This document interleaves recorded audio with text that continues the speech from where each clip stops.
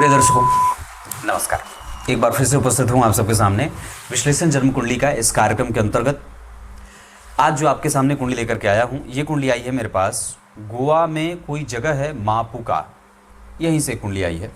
शुरू करते हैं आज का कार्यक्रम। कहीं नहीं जाना है, बिल्कुल बन के रहिएगा। ये कुंडली आई है मेरे पास, मैंने कहा मापुका गोवा से। जन्म होता है इनका अश्विनी नक्षत्र में, कृष्ण पक्ष के द्वितीया तिथि को, और चंद्रमा मेष राशि में और देवगुरु बृहस्पति मेष राशि में, सूर्य बैठे हैं कन्या राशि में। अब जरा सोच के देखिए तो कन्या राशि के सूर्य हैं शनि के साथ बैठे हैं, और चंद्रमा जो है वो पापक हैं, नहीं शुभग हैं कृष्ण पक्ष के द्वितीया तिथि के। कृष्ण पक्ष के द्वितीया तिथि आश्विन माह में जन्म होता है अश्विनी नक्षत्र में। ये बहुत उत्तम है कि व्यक्ति का जन्म कम से कम अश्विनी नक्षत्र में हुआ है, और बहुत अच्छी बात है कि व्यक्ति की कुंडली में चंद्रमा और गुरु जैसे दो शुभ ग्रह, शुक्र और बुध जैसे दो अन्य शुभ ग्रह, चारों शुभ ग्रह केंद्र में बैठ गए। कृष्ण पक्ष के द्वितीया तिथि दिन गुरुवार को जन्म होता है, और इस कुंडली के लिए देवगुरु बृहस्पति 12वें के साथ तीसरे के अधिपति हैं, पर फिर भी वो सामान्यतया ठीक बैठे हैं, मैं उन्हें कमजोर नहीं कहूंगा। और जो कृष्ण पक्ष के चंद्रमा हैं वो जन्म समय है इनका दिन में 13:27। तो जन्म अगर कृष्ण पक्ष का हो और समय दिन का हो, मतलब दिन में दिन के काल में जन्म हुआ है, तो इसे बहुत ही उत्तम माना जाता है। इसके परिणाम शुभक प्राप्त होते हैं जातक को। गुरुवार को जन्मे हैं और गुरु इस कुंडली के 12वें भाव के साथ तीसरे के अधिपति होकर के केंद्र में बैठे हैं। केंद्र में बैठे हैं और जिस राशि में बैठे हैं उस राशि का अधिपति नीच का है, लेकिन मंगल के साथ चंद्रमा का परिवर्तन राजयोग बन रहा है। अश्विनी कुमाराभ्याम नमः इस मंत्र का जप करना चाहिए व्यक्ति को प्रत्येक दिन कम से कम 108 बार। इसके अतिरिक्त गीता जी के 18वें अध्याय का पाठ प्रत्येक दिन करना चाहिए। साथ ही साथ चाहे आप पढ़ते हो चाहे कुछ भी करते हो, उससे कोई फर्क नहीं पड़ने वाला है। आपको प्रत्येक दिन गीता जी के 18वें अध्याय का पाठ करना चाहिए। अगर हो सके तो प्रातःकाल सुबह स्नान करने के तुरंत बाद बिना कुछ खाए। इसके साथ साथ अगर बन पड़े तो आपकी कुंडली में चंद्रमा शुभग्रह हो रहे हैं, सरकारी नौकरी की कोशिश पहले करिए, या फिर आप अगर चाहें तो स्वतंत्र व्यापार के रूप में अपना कोई कारोबार भी स्थापित कर सकते हैं। आप साइड बिजनेस सरकारी नौकरी के साथ आवश्यक रूप से किया जा सकता है, जो सामने वाले के मतलब सरकारी नौकरी पे कोई विशेष असर ना करे, नुकसान उसका ना हो। पर यहाँ पे गुरुवार को जन्मे होने से व्यक्ति जो है वो शरीर अच्छा है, बुद्धि अच्छी है, अनुभव अच्छा है, कृतज्ञता बहुत अच्छी है, और व्यक्ति समाज का पोषक है। इतना ही नहीं, उसका भाग्य थोड़ा बहुत कन्फ्यूजन में रहने वाला है। सूर्य और शनि जैसे दो ग्रह, जहाँ सूर्य पिता होते हैं, शनि पुत्र होते हैं। शनि की जैसे जन्म की बात आती है कि शनि का जैसे जन्म होता है, वैसे ही जब वो अपने पिता पे दृष्टि डालते हैं, जब उनकी दृष्टि सूर्य पे जाती है तो सूर्य को कुष्ठ रोग हो जाता है। कुष्ठ रोग के बारे में देवी भागवत में बात आई कि ये इतनी खराब बीमारी है कि जिस व्यक्ति को एक बार जन्म में अगर कुष्ठ रोग हो जाता है, वो बार बार उसको कुष्ठ रोग कभी भी उसका पीछा नहीं छोड़ता है, ये हर बार होता रहता है। इस वजह से हमें साक्षात सूर्य नारायण की उपासना करनी चाहिए। सूर्य नारायण को भी कुष्ठ रोग हुआ था, उनकी दृष्टि के कारण। उनके जो सारथी थे, सूर्य के सारथी का नाम अरुण था, अरुण था। उनको वो अंधे हो जाते हैं। घोड़े जो जिन पे उनकी दृष्टि पड़ती है वो पंगु हो जाते हैं, लंगड़े हो जाते हैं। तो सूर्य की दृष्टि, शनि की दृष्टि जहाँ भी पड़ती है उसमें वो परेशानी का कारण बन जाती है। तो शनि की तीसरी दृष्टि वृश्चिक राशि पे है, राहु यहाँ बैठे हैं, मंगल इस भाव के स्वामी होकर के नीच के हैं। मतलब हमें जब हम एकादशवें भाव पे दृष्टि डालते हैं तो वहाँ पे शनि, राहु और मंगल, केतु सबका प्रभाव आ गया। राहु वहाँ बैठ गए, केतु की दृष्टि पड़ गई, मंगल की राशि बन गई, शनि की दृष्टि पड़ गई। तो एकादशवें भाव से जब शनि, मंगल, राहु, केतु की दृष्टि पड़ जाएगी तो इसका एक बड़ा सामान्य सा फलादेश निकल के आएगा कि व्यक्ति एक जगह से नहीं कई जगह से धन कमा सकता है, और उसके जीवन में ऐसी योग्यता है कि वो कई जगह से धन कमा सकता है, जिसमें सबसे पहले उसको अपने पिता के कारोबार में हाथ बटाना चाहिए या पिता की नौकरी को आगे बढ़ाना चाहिए। कई बार व्यक्ति अर्ध सरकारी क्षेत्रों में भी सफल होते देखा जाता है, इसमें कोई संदेह वाली बात नहीं है। चिरचीटे की जड़, अश्विनी नक्षत्र में आपका जन्म हुआ है, चिरचीटा जिसे अपामार्ग बोलते हैं, उसकी जड़ अगर हो सके तो रविवार को अपने गले में धारण करें और ब्राह्मण को घी का दान करें। साथ ही साथ अगर आवश्यक हो तो कम से कम रविवार को, मैं जैसा कि समझ रहा हूँ आवश्यक है, तो रविवार को कम से कम किसी ब्राह्मण को प्रत्येक दिन रविवार को कुछ ना कुछ उन्हें दान देना चाहिए। अपने घर से चावल, अनाज, जो कुछ भी बन पड़ता है आपसे।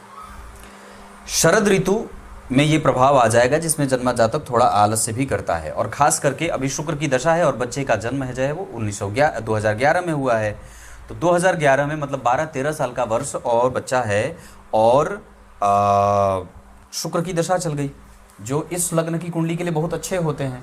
मतलब पंचम के साथ साथ दशम के अधिपति हैं, मालव्य योग बना रहे हैं, और बहुत अच्छी स्थिति में शुक्र बैठे भी हैं, कोई खराबी नहीं है। एकादशवें भाव के स्वामी जन्म कुंडली में भले नीच के हैं, पर एकादशवें भाव का स्वामी दशम भाव के स्वामी शुक्र को देख रहा है। नवम भाव के स्वामी दशम में बैठ गए, धर्म कर्माधिपति, केंद्र त्रिकोण राजयोग हो गया, दो केंद्र त्रिकोण राजयोग बन गए एक शुक्र के कारण। ये सबसे अच्छी स्थिति होती है कि नवम भाव में या दशम भाव में पंचम भाव के स्वामी बैठे हैं। ये सबसे अच्छी स्थिति होती है कि सबसे जो मजबूत त्रिकोण होता है उसका स्वामी मजबूत केंद्र में बैठ जाए। ये इतनी अच्छी बात है क्योंकि मैंने इस पर एक कार्यक्रम बनाया था जिसमें बात कही थी कि किसी भी भाव का स्वामी अगर दशम स्थान में बैठ जाता है तो वो उसको चतुर्गुणित नहीं कई गुना वृद्धि में रखने वाला हो जाता है। इस वजह से यहाँ पे एजुकेशन में व्यक्ति अपने उम्र से ज़्यादा शिक्षा ग्रहण करने वाला, अनुभवी होता है, ट्रिकी मेहनत करने वाला होता है। और पंचम भाव के स्वामी नवम भाव के स्वामी के साथ जब दशम स्थान में बैठेंगे तो ये अभूतपूर्व स्थितियों को जीवन में बनाने वाले और देने वाले हो जाते हैं।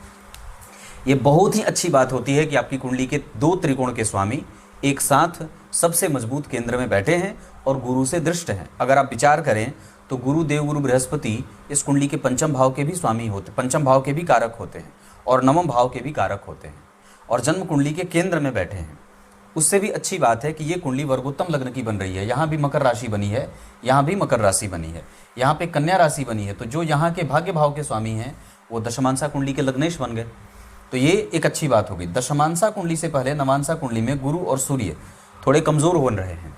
इस वजह से गुरु और सूर्य की दशा में, साथ ही साथ शनि की दशा में, इन तीनों ग्रहों की दशाओं में, राहु, केतु, शनि, गुरु और सूर्य, इन सभी ग्रहों की दशाओं में व्यक्ति को स्वास्थ्य से संबंधित समस्या होगी, विशेषतया पेट से, पाचन तंत्र की गड़बड़ी होते देखी जाती है।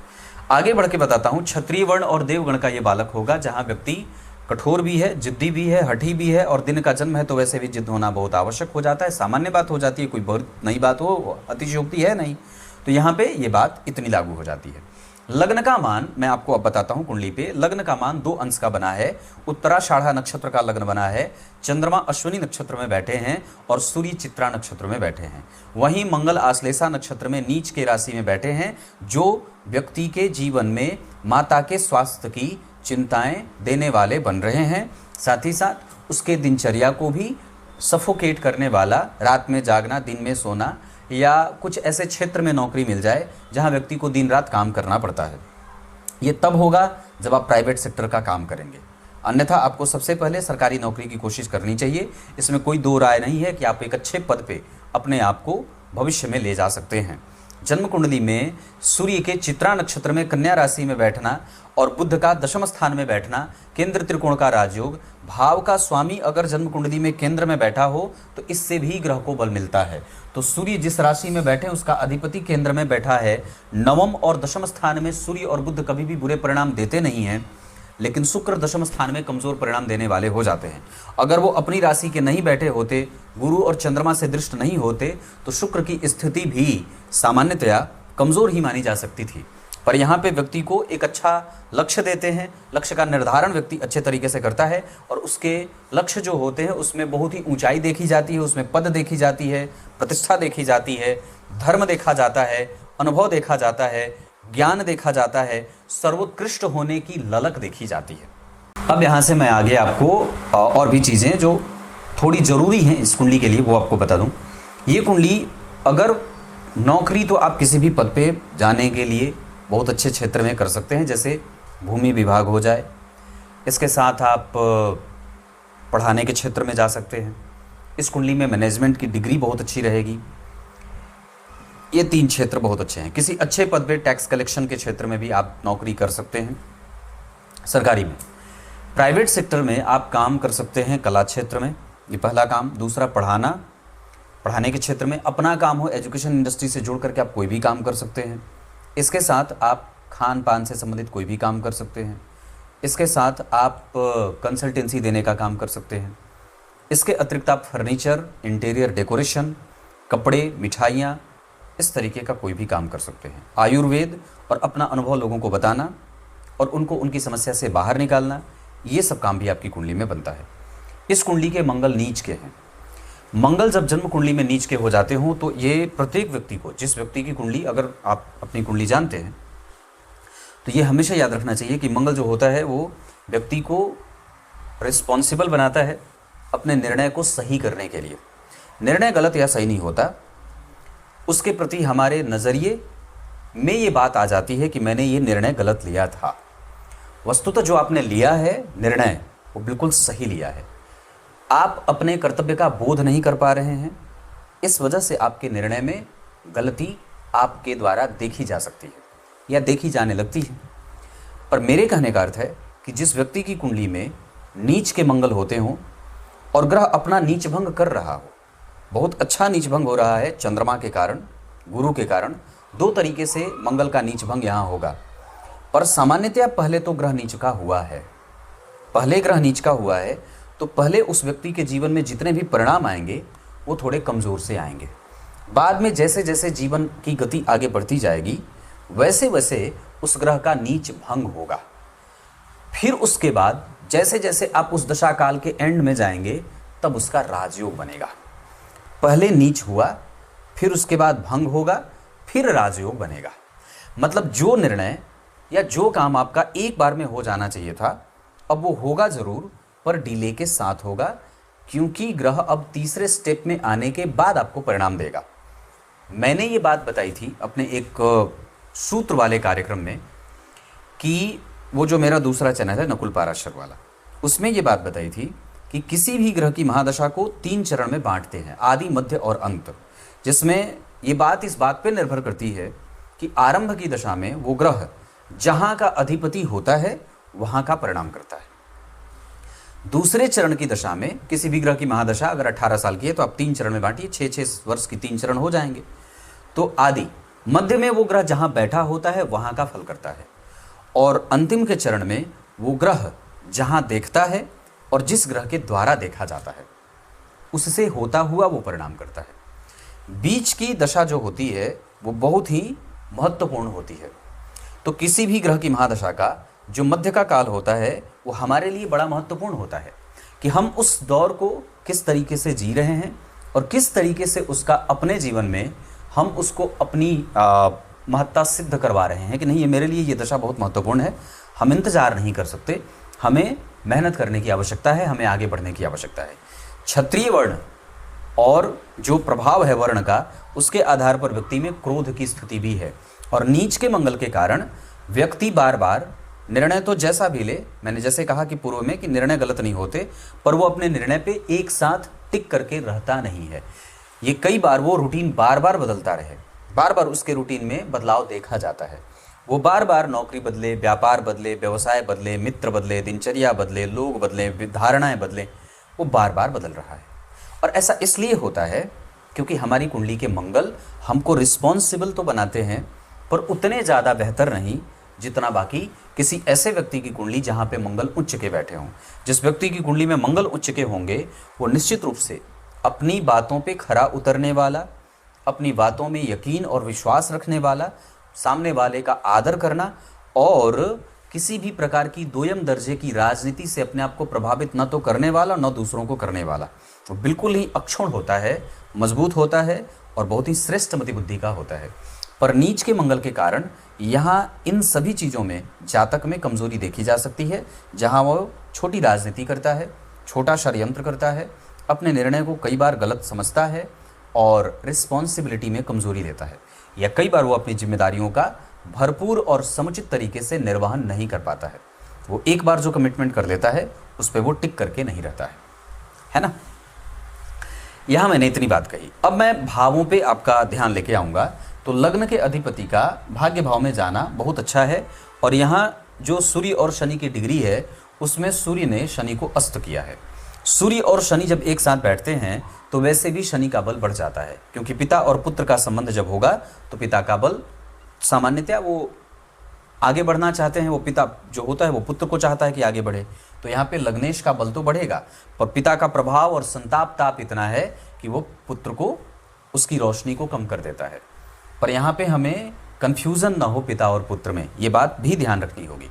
इसके साथ हमारे धर्म में, हमारे उच्च शिक्षा में और हमारे आगे बढ़ने में हमारे शनिदेव कमज़ोर ना हो जाते हों, या कई बार हमारा प्रभाव हमारे आत्मविश्वास की कमज़ोरी न कर देता हो। हमारा आत्मविश्वास कमज़ोर होगा तो हमारी उच्च शिक्षा प्रभावित होगी। इतना ही नहीं, हमारा रिसर्च भी प्रभावित होगा।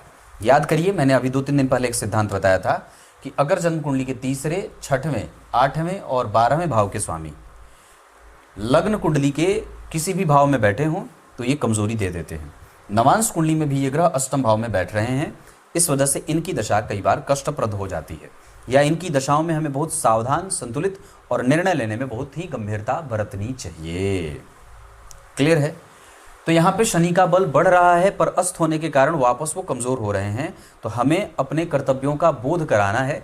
हमारे पूर्वज जो करते आए हैं, जिनका उनमें विश्वास था, वो जिस वस्तु में, जिस विषय पे, जिस मैकेनिज्म पे विश्वास करते थे, जो सभ्यता संस्कृति को उन्होंने आप तक पहुंचाया है, वो आप अपनी आने वाली संतति को देने की आवश्यकता आपको भी रहेगी। कहीं ऐसा ना हो कि आपके पूर्वजों ने जो आपको संस्कार दिए हैं वो आप ही तक रुक के रह जाए और आगे वो ट्रांसफ़र ही ना हो।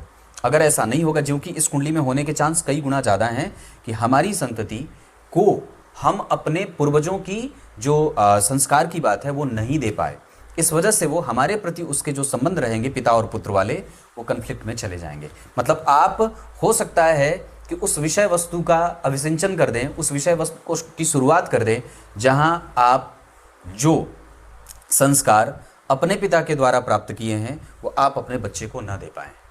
इस बात की कमज़ोरी और मजबूती आपके आने वाले भविष्य का निर्धारण करेगी कि बुढ़ापा कैसा बीतेगा। वैसे एक बात मैं आपको जो प्योर शुद्ध तरीके से बता दूं, आपका बुढ़ापा बहुत अच्छा बीतेगा, क्योंकि मैंने इस पे एक कार्यक्रम बनाया था। हालांकि 3 पापग्रह जन्म कुंडली के नवम और एकादशवें भाव में बैठे हैं, 2 नवम में और 1 एकादशवें में, पर 2 शुभग्रह जन्म कुंडली के दशम स्थान में बैठे हैं। इस वजह से बुढ़ापे मतलब अधेड़ की अवस्था तक ठीक होगी, लेकिन बुढ़ापे को लेकर के हमें अपने धन को बहुत ही संतुलित रखना होगा, धन बचा करके रखना होगा, लॉन्ग टर्म इन्वेस्टमेंट करना होगा, और विशेषतया अपने बनने से पहले किसी भी काम को किसी के सामने कोई रिवेल करने की कोई आवश्यकता नहीं है। धर्म का पालन करिए, आध्यात्मिक जगत में अपना मजबूत पक्ष बना करके रखिए, संस्कार को दोहन में मत लेके जाइए। अपनी संस्कृति, अपने पूर्वजों के जितने भी संस्कार हैं, जो परंपराओं का पालन है, वो लगातार करते रहिए और अपने बच्चों में ये चीज़ें ट्रांसफ़र करते जाइए, क्योंकि ऐसा आप नहीं करेंगे, ये आपकी कुंडली कर रही है। इसके अतिरिक्त मैं अगर बात बता दूं तो तृतीय भाव के बाद तृतीय भाव के स्वामी का चतुर्थ स्थान में 2 शुभ ग्रहों के साथ बैठना ये अच्छी बात होगी, जहां व्यक्ति का कम्युनिकेशन अच्छा होता है, उसकी मेहनत अच्छी होती है, उसकी मेहनत रंग लाती है और वो बहुत ही कूल माइंडसेट के साथ आगे बढ़ता है। हालांकि कई बार हम कूल दिखाने के चक्कर में हम कई बार वामपंथी हो जाते हैं, या कई सारे विचार हम पे हावी होने लगते हैं जहां हमारा मूल हमसे बिछड़ जाता है। तो ऐसा न हो, इस वजह से भी हमें ध्यान देना होगा। मतलब यहाँ पे चतुर्थ भाव पे गुरु और चंद्रमा का प्रभाव आपको गजकेसरी का निर्माण देगा और वहाँ 100% आपको परिणाम मिलेंगे। शुक्र से भी चंद्रमा केंद्र में है, ये डबल गजकेसरी का योग होगा। गुरु और बुध सारे के सारे जब शुभ ग्रह बैठे हों तो हमें घबराने की कोई आवश्यकता नहीं है, चुपचाप मेहनत करने की बात है। पराक्रम पे विश्वास रखिए, मंगल नीच के हैं, कन्फ्लिक्ट मत करिए, दिनचर्या ठीक रखिए, रिस्पॉन्सिबल बनिए और आगे बढ़ने के लिए जितना ज़्यादा हो सके अपने स्वास्थ्य में रक्त संचार, रक्त प्रवाह और दिनचर्या, साथ ही साथ रक्त में किसी भी प्रकार की कोई कमी ना हो, जितने भी एलिमेंट उसमें होते हैं, इन सभी चीज़ों का ध्यान रखना चाहिए। सप्तम भाव में नीच के मंगल यहाँ पे आपके दाम्पत्य में भी कभी कभी कमजोरी देंगे। हालांकि यहाँ मंगल का नीच भंग होना और गुरु का केंद्र में होना चंद्र कुंडली से चंद्रमा से चौथे, लग्न कुंडली से लग्न से 7वें व्यक्ति को मंगलिक कुंडली बनाएगी, पर गुरु के केंद्र में होने से यहाँ कई बार मंगल दोष सामान्य हो जाएगा, कहने का अर्थ।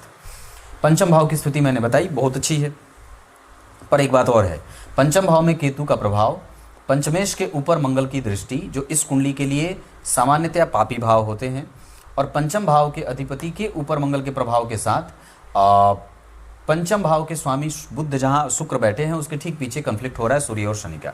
इस वजह से कई बार एजुकेशन में बाधा हो सकती है। तो ये कब होगा? शुक्र की दशा में। मतलब शुक्र की दशा जो पंचमेश है वो दशम स्थान में बैठ तो गए, पर उसके पीछे सूर्य और शनि और आगे राहु के कारण कहीं ना कहीं शुक्र की दशा में अभी हमें इस बच्चे को पढ़ाई पे पूर्णतया 2033 तक बहुत ही स्ट्रिक्टली मजबूती से ध्यान देना होगा। मैं एक बात कर दूं कि अगर अभी हो सके तो अभी आपके पास 2033 तक का समय है। अभी अगले 8 वर्ष तक ताड़ने की आवश्यकता है। जहां आवश्यकता पड़े दम भर कूटिए। मैं सच्ची बात बोल रहा हूं, हंसी की बात नहीं है। अभी आपके पास 8 साल का समय है बच्चे को ट्रेनिंग देने का। आप ट्रेनिंग कोई दूसरा दे उससे बेहतर है कि आप दे दीजिए, क्योंकि शुक्र की दशा है और व्यक्ति की कुंडली में मंगल नीच के हैं। बिगड़ेगा नहीं, पर निर्णय गलत ना हो, गलत मित्रता में ना जाए, दिनचर्या खराब ना हो, आलस्य खराब ना हो, आलस्य की कमजोरी आलस्य की स्थिति ना आ जाए, निर्णय गलत में ना जाए। ये सब चीज़ों को हमें अभी जो है वो बिल्कुल पटरी पे रखने की आवश्यकता होगी। और ऐसा करने के लिए माता पिता को अगले 2033 तक, अगले 10 साल, क्योंकि 2011 का ये बच्चा है, मुश्किल से 11, 10, 21, 3, 13, 14 साल का है। तो अभी आपके पास पूरा 8 से 9 साल का समय है जहां आप इसको ट्रेनिंग दीजिए। जो सीमा पे ट्रेनिंग दी जाती है उससे पहले इसको यहीं घर पे ट्रेनिंग दीजिए। लगे रहिए पीछे, क्योंकि इसका भविष्य तभी बनने वाला है जब आप इसके साथ जलने वाले हैं। अगर आप इसके साथ नहीं जलेंगे तो इसकी रोशनी फीकी पड़ जाएगी। षष्ठम स्थान के अधिपति का जन्म कुंडली में दशम स्थान में बैठना और चतुर्थ को देखना नौकरी योग लगाते हैं, और ये बहुत अच्छी बात है। सप्तम स्थान का प्रभाव जन्म कुंडली में थोड़ा कमजोर है। मैंने जैसे कि बात की, विवाह मिला करके करना होगा। अष्टम स्थान के अधिपति का गुरु से 6वें 8वें में जाना, पर अष्टम भाव पे गुरु की दृष्टि और अष्टम भाव के अधिपति का नवम में बैठना भाग्य के संघर्ष को बढ़ा रहा है। इस वजह से पिता और पुत्र में कभी कभी कंफ्लिक्ट होते भी देखा जाएगा। नवम स्थान के अधिपति स्थिति बहुत अच्छी, दशम स्थान के अधिपति बहुत अच्छी, एकादशवें के अधिपति नीच के हैं। पत्नी से बहुत ज़्यादा आर्थिक लाभ नहीं मिलेगा। इस वजह से उनके नाम पे निवेश करने से पहले 2 बार सोचना होगा, और उनके नाम पे किसी को पैसे देने से पहले भी 10 बार सोचना होगा। ये इतनी बात है। ये कुंडली वर्गोत्तम लग्न की है, ये सफल भी हो जाएगी। दशमांशा कुंडली में लग्न में मंगल का बैठना, बुध का तृतीय भाव में बैठना, जो जन्म कुंडली के दशमेश है, ये व्यक्ति अपने कर्म क्षेत्र में सफल तो होगा, इसमें कोई संदेह नहीं है, क्योंकि चतुर्थ स्थान के अधिपति गुरु उसको देख रहे हैं, और एकादशवां भाव ठीक है। सूर्य, शुक्र और शनि बहुत बढ़िया बैठे हैं, कोई खराबी नहीं है। इस वजह से दशमांशा कुंडली में यश मिल जाएगा, थोड़ा कन्फ्यूजन के साथ। मेहनत करेंगे तो ठीक है, नहीं करेंगे तो कुंडली कमज़ोर हो जाएगी, क्योंकि दशमांशा कुंडली में मंगल लग्न में बैठ रहे हैं, नवमांशा कुंडली में मंगल उच्च के हो जा रहे हैं। इस वजह से भी उनका नीच भंग हो रहा है। लग्न कुंडली में भी मंगल का प्रभाव लग्न पे है। मतलब व्यक्ति, इतनी बात तो है कि अपनी अवस्था से वो छोटा मालूम पड़ेगा, और उसकी बचकानी हरकतें सदैव जीवंत रहेंगी। इतनी सारी चीज़ें, घूम घूम करके पैसा कमाना हो बिल्कुल कमा सकते हैं, अपने जन्म स्थान से दूर जा करके धन कमाना हो बिल्कुल कमा सकते हैं। इसके आधार पर आप अपने जन्म स्थान के नज़दीक भी रहना चाहते हैं तो भी रह सकते हैं। दोनों ही जगह पे लाभ ज़्यादा है। अब यहाँ से मैं आगे बढ़ करके आपको इस कुंडली विश्लेषण के तीसरे फेज में लेके आता हूँ, जहाँ हम कुछ अच्छी बातें आपको समझा दें। तो इस कुंडली के लिए भावों का तो संबंध देख लिया, दृष्टि की बात करते हैं तो गुरु की दृष्टि यहाँ पे अच्छी है। यहाँ पे व्यापार के लिए कभी कभी दिमाग में लेके बातें आएंगी, और 12वें भाव पे उनकी दृष्टि पड़ रही है। इस वजह से व्यक्ति का व्यय नियंत्रित होगा। शनि की दृष्टि लालची बनाएगी। शनि की 7वीं दृष्टि व्यक्ति को, उसके पराक्रम को कमज़ोर करेगी, उसके कम्युनिकेशन पे कमज़ोरी आएगी। मतलब शनि की दशा जब आएगी तो व्यक्ति का प्रभाव उसके कम्युनिकेशन में कमज़ोर का पड़ेगा। और शनि की 10वीं दृष्टि 6वें भाव पे जा रही है, जो ये धन भाव के स्वामी हैं, लग्न के अधिपति होकर के भाग्य में बैठ करके 6वें स्थान पे देखेंगे, तो व्यक्ति को यहाँ पे साहसी, दुश्मनों से एक बैलेंस क्रिएट करने में काम और उनकी सहायता मिलेगी जातक को। मंगल चतुर्थ के साथ एकादशवें के अधिपति होकर के दशम स्थान पे देख करके व्यक्ति के करियर वाले क्षेत्र को कंफ्यूज करेंगे। मंगल की दृष्टि लग्न पे इस भाव की सुरक्षा बढ़ाएगी, और व्यक्ति को मंगल की दशा में कुछ अच्छे परिणाम भी जातक को मिलेंगे, जहां उसका साहस बढ़ेगा और दूर तक जाने की शक्ति बढ़ेगी, डील करने की शक्ति बढ़ेगी। जबकि मंगल की 8वीं दृष्टि द्वितीय भाव पे है, इस वजह से कई बार कन्फ्लिक्ट बढ़ेंगे, विवाह में विलंब हो सकता है और कई बार रिश्ते पसंद ना आए, ऐसा हो सकता है। ये दृष्टियों की बात रही। राहु की दृष्टि तृतीय भाव पे, पंचम भाव पे और सप्तम स्थान पे कहीं पे भी अच्छी नहीं है। इस वजह से जब कभी भी राहु की दशा आएगी तो व्यक्ति को परेशान करेगी। तीसरे भाव पे भी, पांचवें भाव पे भी और सप्तम भाव पे दाम्पत्य में, संतान में और मेहनत में, आलस्य में, इन सभी चीज़ों में कमजोरी रहेगी। आप इसे कमज़ोर कर सकती हैं चीज़। जबकि अगर हम शुक्र और बुध की दृष्टि की बात करते हैं, गुरु और चंद्रमा की दृष्टि की बात करते हैं, तो चारों ग्रहों के केंद्र में होने से ये बहुत अच्छा एक संयोग बनेगा जहाँ व्यक्ति का जीवन कभी भी डिप्रेसिव नहीं होगा, परेशान नहीं होगा। शुभ अंक आपके लिए 1 रहेगा। शुभ रंग नीला और सफ़ेद रहेगा। शुभ अंक मैंने 1 कहा है। मित्रता जिनसे आप कर सकते हैं वो वृष राशि, वृश्चिक राशि और कन्या राशि होगी। शत्रुता आप नहीं कर सकते मीन, कर्क और धनु वालों से, भारी पड़ जाएगा। धन कमाने के लिए दिशा के आधार पर अगर बात करते हैं तो दक्षिण और पूर्व की दिशा में धन कमाने जा सकते हैं। राशि मेष की है, इस वजह से आप उत्तर दिशा के मकान में अपना घर बना सकते हैं जिसका फ्रंट उत्तर की तरफ हो, नॉर्थ हो। विवाह के लिए अगर कभी विवाह के बारे में लड़कियों की मतलब जातिकाओं के बारे में चिंतन करेंगे तो आप तुला राशि तुला लग्न, मेष राशि मेष लग्न और वृष राशि वृष लग्न की जातिकाओं से विवाह कर सकते हैं।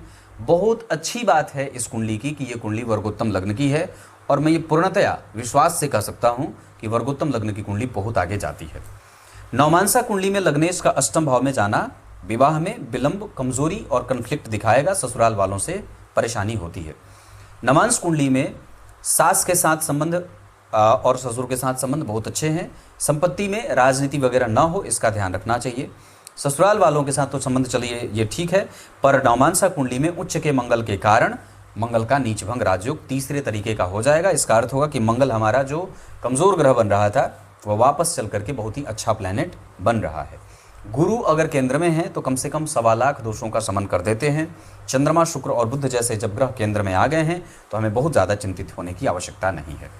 नक्षत्र जिसमें मंगल आश्लेषा के बैठे हैं जो आपके कन्फ्लिक्ट को कई बार बढ़ा रहे हैं, आपके निर्णय में वो सेंध लगा रहे हैं, निर्णय लेने की क्षमता में सेंध लगा रहे हैं।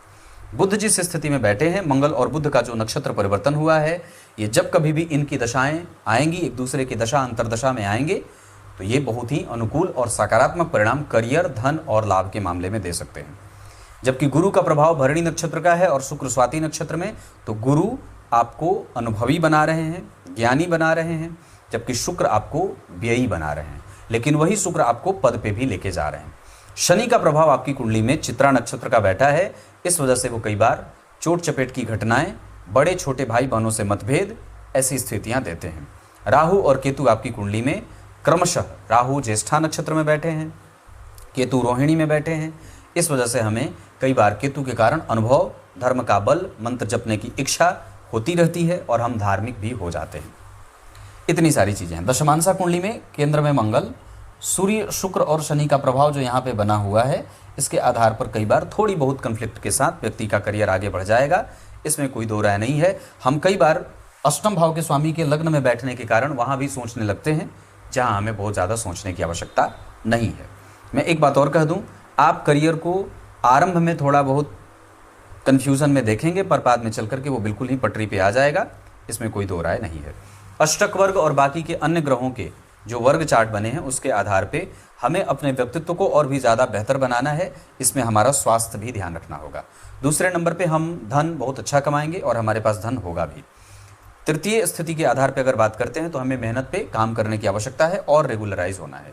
भवन, भूमि, वाहन का सुख इस कुंडली को निश्चित रूप से है, इसमें कोई परेशानी नहीं है, जबकि हमें हमारा कंसंट्रेशन और भी मजबूत करना होगा। इसके अतिरिक्त नौकरी और व्यापार में पहले हमें सरकारी नौकरी की कोशिश करनी है, दूसरे नंबर पर हमें व्यापार में उतरना है। व्यापार जो मैंने बताया है आप उसमें से कुछ भी उठा सकते हैं। ये कुंडली नौकरी करेगी और कई बार करियर में थोड़े बहुत कन्फ्यूज़न छठवें भाव के स्वामी के दशम स्थान में बैठने के कारण भी होता है। ऐसा है, नवम भाव के स्वामी के दशम स्थान में बैठने के कारण यहाँ शुक्र विषम संख्या की राशि में बैठे हैं, इस वजह से ये छठवें भाव का फल ज़्यादा कर रहे हैं, जबकि देवगुरु बृहस्पति 12वें भाव से स्वतंत्र होकर के चतुर्थ भाव का फल ज़्यादा करेंगे और तृतीय भाव का फल वो ज़्यादा करेंगे।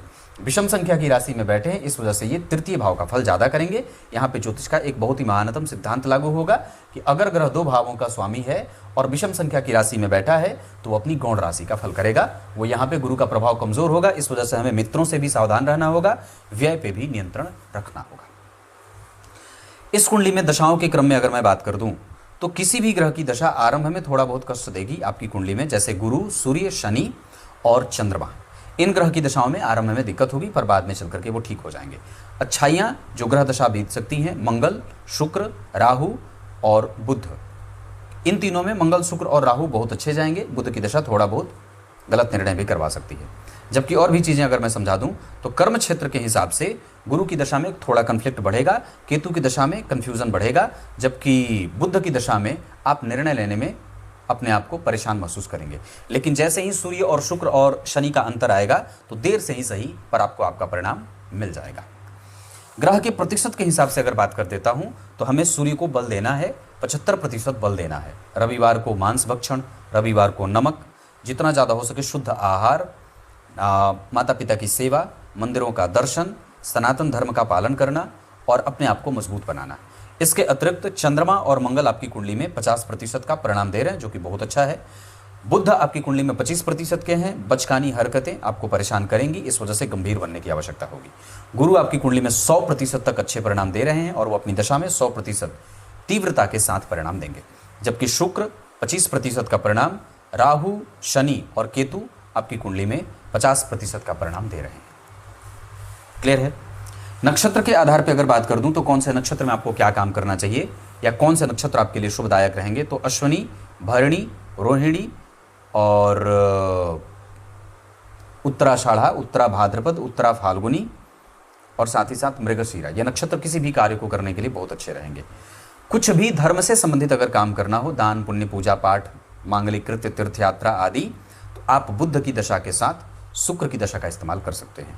विवाह, शादी, संतान, दाम्पत्य, पत्नी, परिवार और दिनचर्या, इससे संबंधित अगर कोई भी निर्णय लेना हो तो आप शुक्र की दशा के साथ मंगल की दशा और चंद्रमा की दशा का इंतजार कर सकते हैं।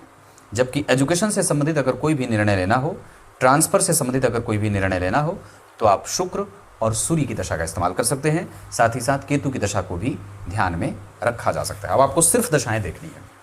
होरा चक्र के आधार पर अगर मैं बात कर दूं तो आपकी कुंडली में सारे के सारे ग्रह जिस अंश पे बैठे हैं वो सब चंद्रमा के नहीं सूर्य के होरा में जा रहे हैं, जिसके कारण हमें मेहनत करनी होती है।